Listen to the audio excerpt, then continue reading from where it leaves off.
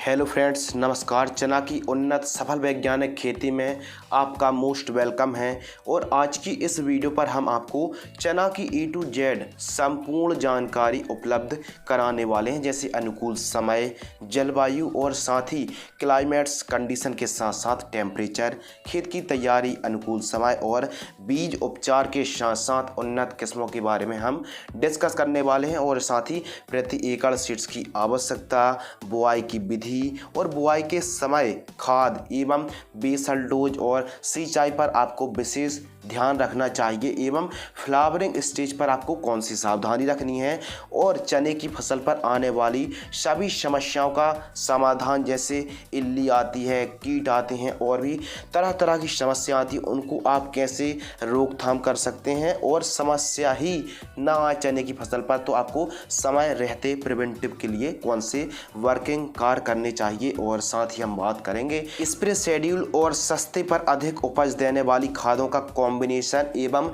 खाद फर्टिगेशन का शेड्यूल, लागत, उत्पादन, खर्च, मुनाफा के साथ साथ खरपतवार की रोकथाम एवं उकठा रोग यानी बैक्टीरिया विल्ट की रोकथाम आप कैसे कर सकते हैं। अक्सर हम देखते हैं कि चने का पौधा ही सूख जाता है, तो उसे आप कैसे रोकथाम और नियंत्रण कर सकते हैं। आपको इस वीडियो के माध्यम से ऐसे तरीके बताएंगे कि जो चने की फलियां हैं ज़्यादा भरेंगी। और अक्सर आपने देखा होगा कि चने की फसल पर ज़्यादा फलियां आए और फलियों पर दानों की संख्या भी अधिक हो और दाने पुष्ट भरें, तो उसके लिए सस्ते पर कौन से स्प्रे हैं। और आपने अक्सर देखा होगा कि चने की जो फसल है, क्रॉप है, प्रॉपर तो बढ़वार ले लेती है, लेकिन या तो फूल कम आते हैं या तो फलियां कम आती हैं, तो सीधा संबंध उपज पर देखने के लिए मिलता है। यह समस्या काफ़ी आम है। तो अधिक से अधिक उपज, उत्पादन और प्रोडक्शन के लिए और साथ ही हर एक समस्या का समाधान और उपाय के लिए इस वीडियो को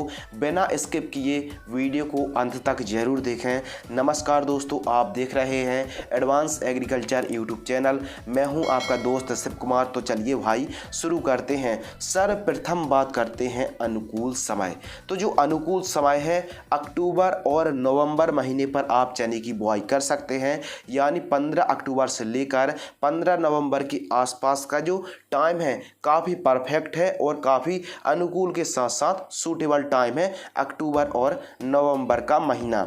चने की क्रॉप के लिए जलवायु, टेम्परेचर एवं क्लाइमेट्स कंडीशन। तो चने की फसल पर यदि टेम्परेचर की बात करें तो 18 डिग्री सेल्सियस, 20 डिग्री सेल्सियस से लेकर 30-35 डिग्री सेल्सियस तक का जो टेम्परेचर है काफ़ी अनुकूल माना जाता है। यदि टेम्परेचर पर गिरावट देखने के लिए मिलती है, जैसे ठंड के दिनों पर अधिक ठंड पड़ने पर पाला भी लग जाता है। वहीं मिट्टी की पीएच वैल्यू की बात करें तो 5.5 से 7.5 के आसपास की जो पीएच वैल्यू रहती है काफ़ी अच्छी मानी जाती है। और चने की फसल को आप हल्की भूमि पर, भारी भूमि पर और काली मिट्टी पर, पीली मिट्टी पर, चिकनी दोमट मिट्टी पर भी आप चने की खेती सफलतापूर्वक कर सकते हैं। चना एक शुष्क एवं ठंडी जलवायु की क्रॉप है और इसे रबी के मौसम में उगाया जाता है। चने की खेती मध्यम वर्षा वाले क्षेत्रों में भी, जहां पर सालाना 60 से लेकर 90 सेंटीमीटर की दर से वार्षिक बरसात होती है, वहां पर भी आप चने की खेती कर सकते हैं। चने की खेती असिंचित स्थानों पर भी आप, यानी कम सिंचाई के साधन है, पर्याप्त मात्रा पर सिंचाई के साधन उपलब्ध नहीं है, तो भी आप चने की फसल असिंचित खेती पर भी आप सफलतापूर्वक उगा सकते हैं। चने की खेती में फूल आने के बाद वर्षा भी नहीं होनी चाहिए और आपको सिंचाई भी नहीं करनी चाहिए। यदि फ्लावरिंग स्टेज पर चने की क्रॉप है, यदि बरसात हो जाती है या फिर सिंचाई कर देते हैं तो काफ़ी उपज में गिरावट देखने के लिए मिल सकती है। खेतों में उत्तम जल निकास का प्रबंध होना चाहिए और वाटर होल्डिंग कैपेसिटी अच्छी होनी चाहिए। अगले टॉपिक के ऊपर बात करते हैं खेत की तैयारी, जो काफ़ी ज़्यादा इम्पोर्टेंट है और महत्वपूर्ण है। सर्वप्रथम मीडियम गहराई में चलने वाले हल कल्टीवेटर से आपको पहली जुताई कराना है, कुछ इस प्रकार।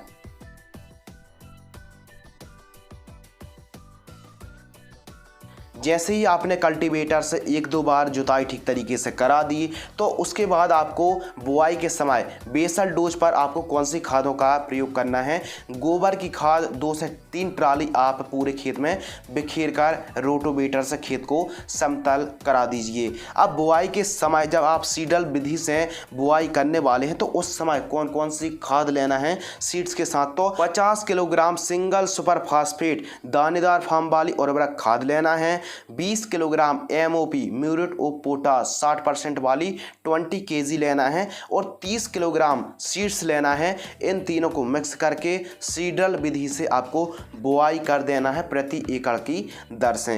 अब अगले टॉपिक के ऊपर बात करते हैं उन्नत किस्में जो काफ़ी ज़्यादा इम्पोर्टेंट है। तो जो उन्नत किस्में हैं RBG 202, RBG 203, दफ्तरी 21 और जबलपुरिया 315 के साथ साथ JG 12 और JG 13 जैसी वैरायटी को लगा सकते हैं। जो वैरायटी हैं मिट्टी और सिंचाई को ध्यान में रखकर ही वैरायटी का आपको चयन करना चाहिए। कुछ अर्ली वैरायटी होती हैं, कुछ लेट वैरायटी होती हैं, तो वहीं कुछ सिंचित स्थानों के हिसाब से असिंचित खेती के हिसाब से भी वैरायटी का आपको चयन करना चाहिए। जो आपके एरिया में बेस्ट वैरायटी उत्पादन देने वाली हो उन्हीं वैरायटी को आपको चयन करना चाहिए। अगले टॉपिक के ऊपर बात करते हैं सीड्स ट्रीटमेंट यानी बीज उपचार। तो बीज उपचार करना बहुत ही ज़रूरी है, इम्पोर्टेंट है और अनिवार्य है। क्यों? क्योंकि बीज उपचार करने से उकठा रोग पर भी आप रोकथाम कर पाएंगे और स्वस्थ भी जर्मिनेशन होगा। सर्वप्रथम आपको बीज उपचार करना है वायर कंपनी की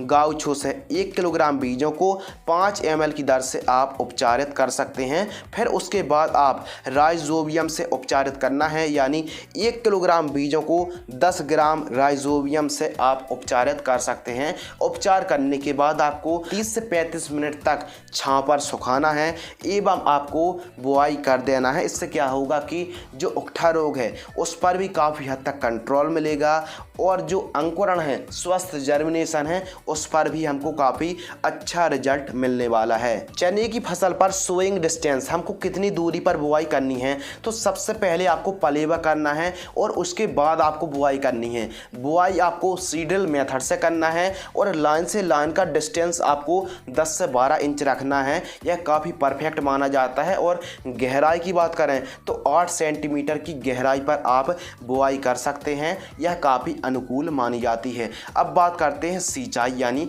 एरीगेशन सिस्टम। तो चने की खेती में काफ़ी महत्वपूर्ण विषय है सिंचाई। सबसे पहले पलेवा करें फ्लैट एरीगेशन से, उसके बाद आपको बुआई कर देनी है। तो फर्स्ट सिंचाई हमको कब करना है? जब हमारी चने की क्रॉप बुआई से 40 से 45 दिन की होती है तो फ्लावरिंग स्टेज से जस्ट पहले आपको पहली सिंचाई करना है। चने की क्रॉप पर यदि एरीगेशन स्ट्रेटेजी के बारे में बात करें तो पहले हमको पलेवा करना है, उसके बाद बुआई करनी है। और फर्स्ट सिंचाई हमको जब चने की क्रॉप लगभग 40 से 45 दिन की होती है यानी फ्लावरिंग स्टेज से जस्ट पहले हमको सिंचाई करना चाहिए। फ्लावरिंग स्टेज पर आपको कभी भी भूल कर भी सिंचाई नहीं करनी है।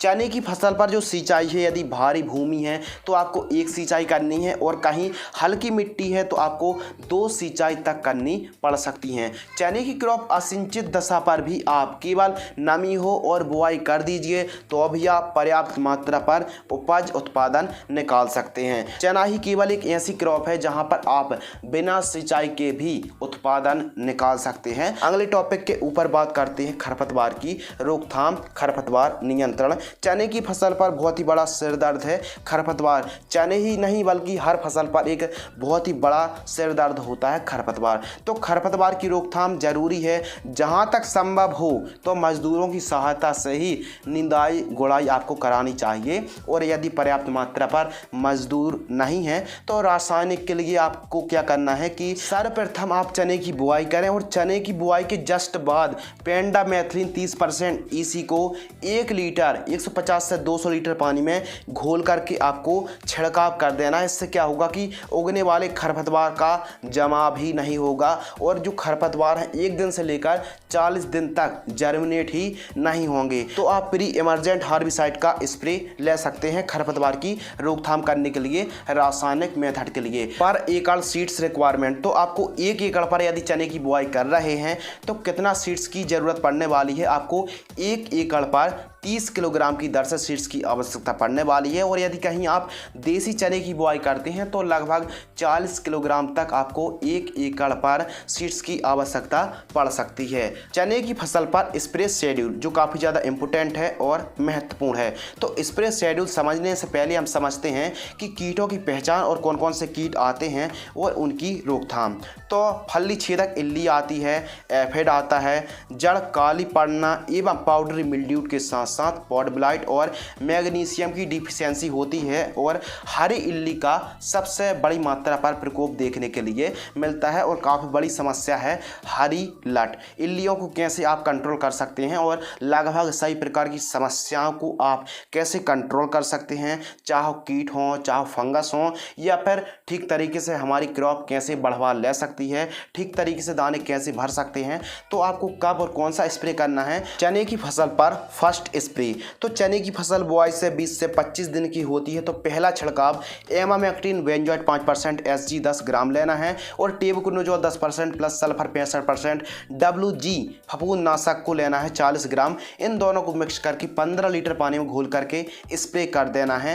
ये था फर्स्ट स्प्रे। सेकंड स्प्रे के बारे में बात करते हैं। तो सेकंड स्प्रे चने की क्रॉप जब 40 से 45 दिन की होती है तो फेंटाक प्लस 10 ml लेना है और एमामेक्टिन बेंजोएट 5% SG 10 ग्राम लेना है। इन दोनों को मिक्स करके स्प्रे आप कर देना है। यदि कम इल्लियाँ हैं तो आप सेकंड स्प्रे पर फेंटाक प्लस के साथ एमामेक्टिन बेंजोएट ले सकते हैं। और कहीं सेकंड स्प्रे पर जब हमारी चने की फसल 40, 45 और 50 दिन के आसपास की होती है और अधिक इल्लियाँ हैं तो आप एमामेक्टिन बेंजोएट के बजाय आप एम्प्लीगो ले सकते हैं। यानी इल्लियाँ की मात्रा अधिक है तो फेंटाक प्लस टॉनिक 10 ml और सजेंटा कंपनी की एम्प्लीगो 8 से 10 ml लेना है। इन दोनों को 15 लीटर पानी में घोल करके स्प्रे कर देना है। और सेकंड स्प्रे पर आपको इसके साथ आप एक प्लांट ग्रोथ रेगुलेटर मिक्स कर लीजिए। इससे क्या होगा कि दाने ठीक तरीके से भरेंगे और अनचाही वृद्धि भी रेगुलेट होगी और फल फूलों की संख्या भी अधिक आएगी। घरडा कंपनी की चमत्कार 8 ml स्टिकर मिला करके इन तीनों को मिक्स करके आपको स्प्रे कर देना है। ये था सेकंड स्प्रे। इससे क्या होगा कि फंगस भी नहीं आएंगे, कीट भी नहीं आएंगे और फल फूलों की संख्या भी अधिक आएगी, दाने ठीक तरीके से भरेंगे। चने की फसल पर खाद का शेड्यूल। तो चने की जो क्रॉप है, जो भी खाद न्यूट्रिएंट पोषक तत्व दे रहे हैं वह बुआई के समय ही यदि हम प्रयोग करते हैं तो काफ़ी अच्छा रिजल्ट मिलने वाला है। तो हम बुआई के समय हमने प्रयोग किया है SSP यानी सिंगल सुपर फास्फेट, जिसमें फास्फोरस, सल्फर, कैल्शियम और बोरॉन जिंक का कॉम्बिनेशन मिल चुका है। वहीं हमने MOP म्यूरेट ऑफ पोटास का प्रयोग किया है जिससे पोटास की पूर्ति हो चुकी है। वहीं कह सकते हैं चने की फसल पर जो नाइट्रोजन है, राइजोबियम की गांठें आ जाती हैं जिससे ऑटोमेटिक नाइट्रोजन को पौधा ग्रहण कर पाता है। वैसे भी हमको कोई भी खाद देने की आवश्यकता नहीं है। और यदि हमको लगे 20 से 35 दिनों की मध्य की हमारी चने की फसल पर नाइट्रोजन की कमी दिख रही है, सल्फर की कमी दिख रही है, वैसे तो सल्फर देने की आवश्यकता नहीं है, फिर भी कमी दिख रही है क्योंकि चना एक दलहनी क्रॉप है और इस पर सल्फर की बहुत ही बड़ी मात्रा पर आवश्यकता होती है। चने की फसल पर बुआई के बाद कोई भी खाद की आवश्यकता नहीं है, लेकिन फिर भी डिफिशियंसी कमी दिख रही है लगभग 20 से 35 दिनों की मध्य, तो आप यूरिया 20 किलोग्राम और सल्फर लगभग 5 किलोग्राम 90% वाली इन दोनों को मिक्स करके जड़ों के पास यानी सॉइल एप्लीकेशन से प्रयोग कर सकते हैं, सिंचाई कर सकते हैं। अगले टॉपिक के ऊपर बात करते हैं उत्पादन यानी प्रोडक्शन। तो 1 एकड़ पर जो उत्पादन निकलता है 15 से 16 क्विंटल प्रति एकड़ की दर से उत्पादन आप निकाल सकते हैं। जो उत्पादन है, प्रोडक्शन है, यह मिट्टी और वैरायटी पर भी काफ़ी ज़्यादा निर्भर कर। कुछ इस प्रकार यदि आप आवश्यकता अनुसार न्यूट्रिएंट की पूर्ति करते हैं तो उत्पादन बढ़ भी सकता है। चने की क्रॉप पर ओकठा रोग की रोकथाम यानी बैक्टीरिया बिल्ट की रोकथाम।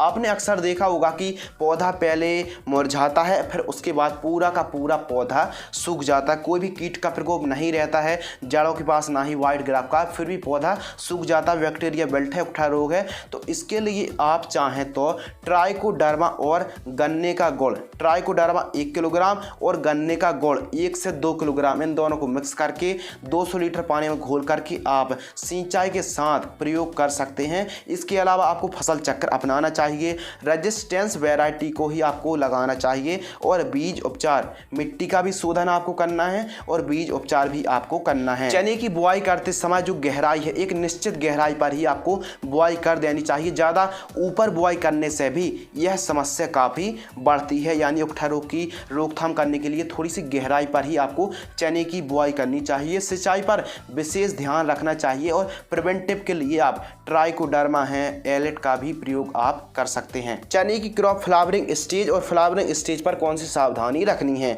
तो चने की फसल जब फ्लावरिंग स्टेज पर होती है आपको भूलकर भी सिंचाई नहीं करनी है। फ्लावरिंग स्टेज में बरसात काफ़ी नुकसानदायक है। फ्लावरिंग स्टेज में हैवी कीटनाशक का प्रयोग ना करें। नाइट्रोजन का भी आपको प्रयोग नहीं करना है फ्लावरिंग स्टेज पर। और टॉप साइड की कटिंग यानी भाजी आपको नहीं तोड़वानी है। जब चने की क्रॉप फ्लावरिंग स्टेज पर हो तब आपको भाजी को नहीं तोड़वाना है। जो भाजी आप तोड़वा रहे हैं वो आप फ्लावरिंग स्टेज से पहले तोड़वा लीजिए। इससे क्या होगा कि न्यू ब्रांचेस आती हैं और जो हम आपको चने की फसल पर फ्लावरिंग स्टेज पर जो चमत्कार का स्प्रे करा रहे हैं इससे फल फूल तो ज़्यादा आएंगे ही, साथ ही ज़्यादा ब्रांचेस भी आएंगी। इसके अलावा कॉपर ऑक्सीक्लोराइड का भी आपको फ्लावरिंग स्टेज पर प्रयोग नहीं करना है।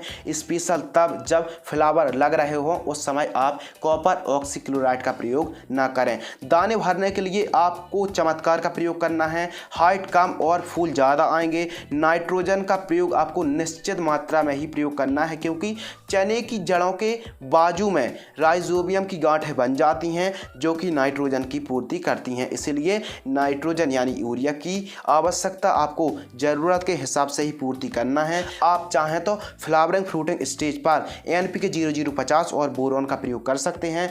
0050 100 ग्राम और बोरॉन V20% वाली 25 ग्राम, इन दोनों को मिक्स करके 15 लीटर पानी में घोल करके स्प्रे कर देना है। कब? फ्लावरिंग या फिर फ्रूटिंग स्टेज पर। चना एक दलहनी क्रॉप है जिसमें कि सल्फर की उतनी ही आवश्यकता पड़ती है जितनी नाइट्रोजन, फास्फोरस और पोटास की आवश्यकता पड़ती है। तो बुआई के समय या फिर पहली खाद पर सल्फर का प्रयोग आप जरूर करें। चने की फसल पर यदि कोई बड़ी समस्या और प्रॉब्लम आती है तो वो आती है हरी इल्ली की। तो हरी इल्ली की रोकथाम करने के लिए, प्रिवेंटिव के लिए और कम इल्लियों का प्रकोप है तो एमामेक्टिन बेंजोएट का आप स्प्रे करें। और यदि हैवी इल्लियों का प्रकोप हो जाता है तो आप कोराजन है और एम्पिलिगो जैसे कीटनाशक का प्रयोग कर सकते हैं। तो फ्रेंड्स, आज की इस वीडियो पर हमने चने की उन्नत खेती की A to Z संपूर्ण जानकारी प्रदान की। यदि आप यही संपूर्ण जानकारी लिखित रूप पर या फिर PDF के रूप पर चाहते हैं तो आप हमारी वेबसाइट advancedagriculture.in पर भी विजिट कर सकते हैं। आपको लिंक डिस्क्रिप्शन बॉक्स में मिल जाएगी। अधिक जानकारी के लिए आप हमें इंस्टाग्राम पर फॉलो कर सकते हैं, फेसबुक पेज को लाइक कर सकते हैं, लिंक इन दी डिस्क्रिप्शन आप चेकआउट कर सकते हैं। तो फिलहाल आज की इस वीडियो पर बस इतना ही। मिलते हैं कुछ और इसी प्रकार इंटरेस्टिंग, नॉलेजेबल और महत्वपूर्ण जानकारी के साथ। तब तक के लिए धन्यवाद, नमस्कार, जय हिंद, वंदे मातरम।